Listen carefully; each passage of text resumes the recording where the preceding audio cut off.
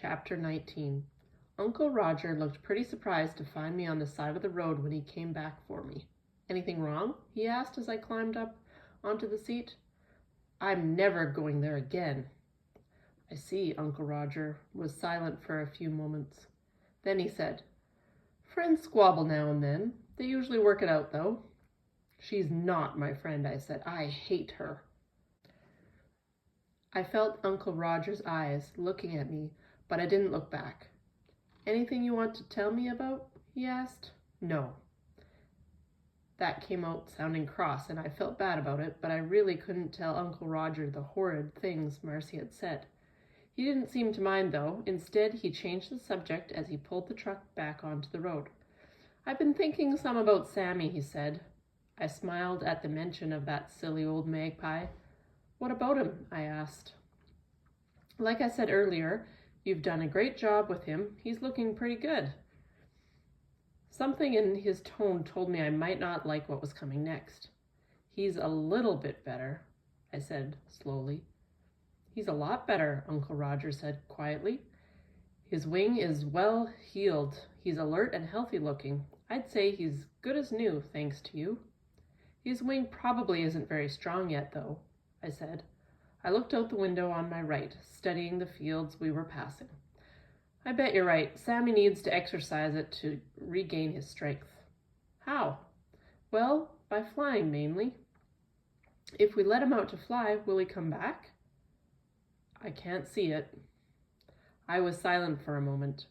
I thought of Sammy's bright eyes and his silly squawking voice and the way he tilted his head when he looked at me. My throat started to hurt. When I found my voice again, my words came out small and sad. "Can't I keep him as a pet?" It was Uncle Roger's turn to say nothing, but I could see he was thinking.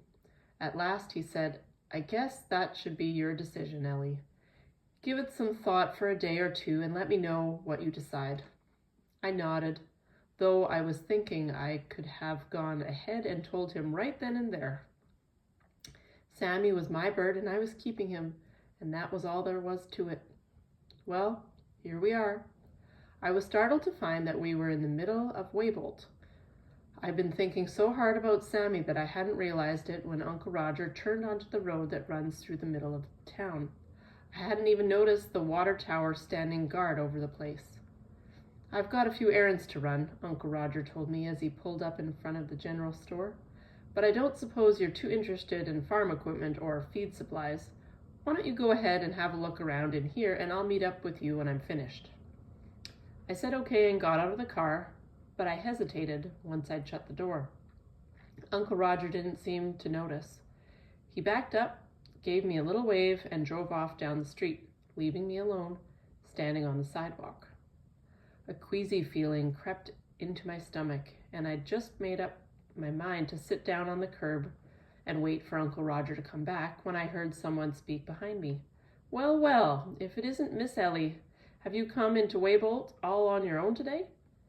I turned to see Wendell Fletcher standing in the doorway. "Hello, Mr. Fletcher," I said. "I came with Uncle Roger, but he had to go to a few places." "That explains why you don't have a car with you," he said, as if he really thought I might be driving a car around the countryside. "But what are you doing out there? Come on away in." "And call me Wendell. Everybody hereabouts does." I accepted the oddly worded invitation and went in. The queasiness in my tummy was disappearing already. It was occurring to me that I could wander up and down the aisles and look at all the things I'd had to hurry by when I'd been with Grandma. And then my thoughts got interrupted with a surprise. I had just taken a couple of steps down one aisle when Wendell called me back. "I see here that you have a $2 credit on your account," he said. I stared at him while the words and meaning came together in my head. Then I told him it must be a mistake. "No mistake." He turned a large black book around and pointed to the top of a new page. Sure enough, there was my name, Ellie Stewart, written on the first line, and right below it appeared credit $2. "I reckon someone opened up an account for you," Wendell said. like he didn't know perfectly well exactly how this had come about and could only make an educated guess on the matter. My Uncle Roger, I said. Could be, could be. All I can say for sure is that's a credit here and it's yours. Wendell glanced over at the door, creaked open, and a couple of women came in. Morning, ladies, he said. Then he looked back at me and tapped the page he'd shown me. Anyway, just keep this in mind while you're meandering about here. I told him I would and left the counter feeling almost dazed. $2 whole. It was incredible wealth, more money than I'd ever dreamed of having.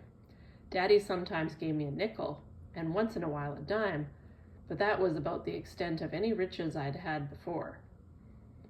For the first while, I wandered about feeling overwhelmed by the vast selection of goods for sale. There were so many things to tempt me, from beautiful bolts of fabric to a wide selection of toys, and of course, there was candy. Large glass jars stood in a brightly colored line, offering penny candy, peppermint sticks, licorice whips, jawbreakers, and more. Just the sight of them was enough to make your mouth water. Even though the candies looked and smelled so good, I made up my mind almost right away that I wasn't going to spend any of my credit on them. If I did, they'd be gone in a few moments and I'd have nothing left to show for what I'd spent. I was only going to buy things I could keep and treasure for always. Things to remember my Uncle Roger by. That was the exact second when I realized that I was going to miss Uncle Roger when I left. It was a bit of a shock when it hit me because it wasn't that long. I'd been sure that there'd never be one single thing I'd miss about this place when Daddy finally came to fetch me back home. As I stood there, I wondered whether I'd ever see Uncle Roger again after this summer. The thought that I might not made me so sad that for a moment all the excitement over my shopping adventure faded away. Anything I can help you find? I turned to find Wendell standing next to me. I hadn't even noticed him coming over. I want to buy something for my Uncle Roger, I said. The words surprised me. Do you now? Well, let's see. Wendell scratched his head. I happen to know that your uncle is crazy about Coca-Cola. Just loves the stuff. I was thinking about something he could keep, I said. Something to keep, huh? I see. He took a bit longer this time, but then his face lit up and he smiled. I've got just the thing. Roger loves detective books, and there's a brand new one just in. He hasn't even seen it yet. I followed him to the display rack of books and magazines. He handed me a paperback with a price tag of 20 cents on it. I looked it over.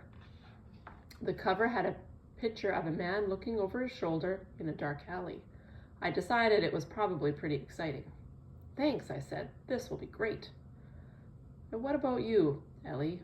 I'm pretty sure that whoever put that credit there for you wanted you to get something nice too. I will, I said, but first I need to get something for my daddy. He'll be coming to get me pretty soon, but I want to get him a present for his birthday in September. I found just the thing in a section where there were a lot of goods just for men on display. There were razors and combs in special cases and boot polish and such. But what caught my eye was a round container labeled scented shaving soap. It smelled like our cedar bush back home, and Daddy is always saying how nice that smells. I thought he'd sure like to have his face smell the same. After I put it with the book, I wandered around again, but the excitement of having presents to give to Daddy and Uncle Roger kind of took away the fun of shopping for me. That was when I thought maybe I should get something for Grandma. I looked here and there and finally came upon a folding fan with delicate orange flowers painted on it. Grandma is always fanning herself with a piece of paper or a piece of cardboard, or even her hand. As soon as I saw the fan, I knew it was the perfect thing to get for her. It was strange how happy it made me to take that fan over to the counter and put it with the book for Uncle Roger and the fancy shaving soap for Daddy. Got yourself a fan, did you? Wendell asked. It's for my grandmother, I told him. He nodded and smiled and told me I'd best be finding something for myself before it was too late. That reminded me that Uncle Roger should be along soon, but it was okay because I knew what I wanted by then. It was a bracelet of brightly colored beads, one of the prettiest I'd ever seen. I fetched it to the counter and asked, could Wendell go ahead and wrap it all in brown paper so no one could see what was in it? He did that and tied it with a string. Then he told me I still had a credit of 93 cents, but I said he could go ahead and put it on Uncle Roger's page in his book. I was pretty sure I wasn't going to be back to shop again, and even if I was, it seemed greedy to think of buying more things after all my shopping that day. Ellie goes shopping in this chapter. Draw the 3 things that she bought. How is Ellie's attitude towards being at her grandma and uncle's house changing? Discuss this with a partner.